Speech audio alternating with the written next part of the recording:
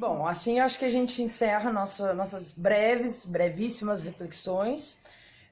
A gente gostaria de falar, então, pensando na infância, né, gurias? Pensando no Brasil, né, um país que foi marcado pela escravidão. Quantas infâncias não foram negadas, né, nesse processo? Até pesquisando, eu mostrei para as gurias e tudo, a gente tinha ideia de passar até uma parte, um trecho, um recorte desse filme. Eu pesquisando para esse trabalho, eu acabei encontrando um filme, Menino 23, que fala sobre essas infâncias negadas aqui no Brasil nesse processo.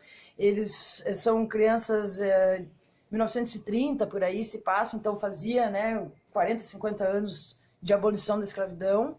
E o que fazer, né, com essas crianças? Porque a gente sabe que é um processo lento e gradual. E aí eles vão contando, a partir do relato oral, eles vão contando suas experiências. Agora, já na fase adulta, um até faleceu ano passado, são 2, gira em torno de 2. Menino 23, porque eles eram conhecidos pelo número. Então eles iam para escolas, onde, né, eles ficavam ali, como se fosse aquelas rodas que a gente viu, né? Como é que é? Roda da caridade, roda da devolução. Tem um nome para essa. Agora eu não me lembro. Mas então eles vão e eles acabam indo para uma fazenda no interior de São Paulo. E eles acabam trabalhando ainda no trabalho escravo. Tudo surge por causa que acharam um tijolo com o símbolo nazista. Então tinham pessoas que lidavam ali naquela fazenda. Isso contemporaneamente acharam, entendeu? E foram entrevistar, então, possíveis pessoas que teriam morado ali, teriam trabalhado ali. Mas em relação à infância, eles acabam falando, um dos senhores, ele fala que quando fala em infância ele fica muito revoltado, porque ele não teve carinho de mãe nem de pai, ele teve carinho do mundo. Aí um segue morando no interior, o outro fugiu e foi músico na banda da Marinha. Então a gente vê também 2 caminhos diferentes. Mas um dos senhores ainda seguiu, não conseguiu sair do universo onde ele estava inserido. Então a gente vê quantas infâncias negadas, a gente trouxe esse exemplo, que a gente queria até passar, quantas infâncias negadas foram, e até hoje, né?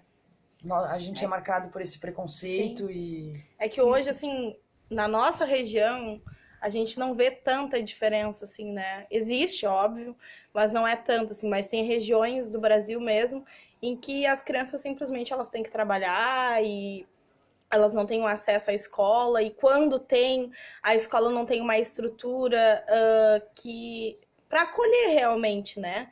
Para essas crianças se sentir acolhida, ter um espaço habitável, um espaço digno para o estudo, para adquirir conhecimento, para interagir, para desenvolver o social.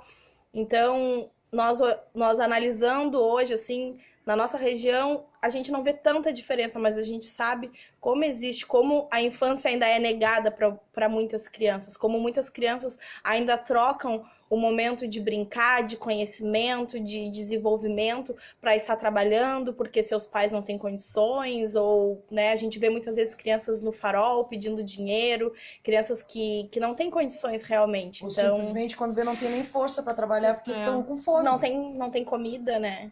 E sabe não que isso afeta todo o processo cognitivo e que obriga elas a não ter infância indo trabalhar para poder ajudar os pais. Então, embora a gente diga, toda a política diga que não, mas existe tudo essas crianças que não têm essa infância, mas que estão muito nas periferias, para fora. Se a gente for andar, a gente vê muito dessas crianças que têm uma pouca idade e que estão ali trabalhando, como se adulto fosse. E aí, de repente, pode ter assim, né, pensando nós como futuros pedagogas, de repente, por isso que a gente trouxe o exemplo de Reggio Emília, porque é inspirador e de repente a gente possa fazer diferença na vida dessas crianças quando a gente estiver atuando numa escola municipal. De repente, pode ser o caminho para que elas possam expressar suas 100 linguagens. Eu acho que é mais ou menos por aí nossa ideia, né, gurias? É isso aí. Foi um pouquinho difícil para nós romper a barreira da timidez da câmera, mas a nossa ideia do nosso trabalho era essa. Espero que a gente tenha conseguido se expressar. Esse é só o começo, né? Os próximos sairão melhores. É isso? É isso. Tchau, Tchau. pessoal. Tchau, professora.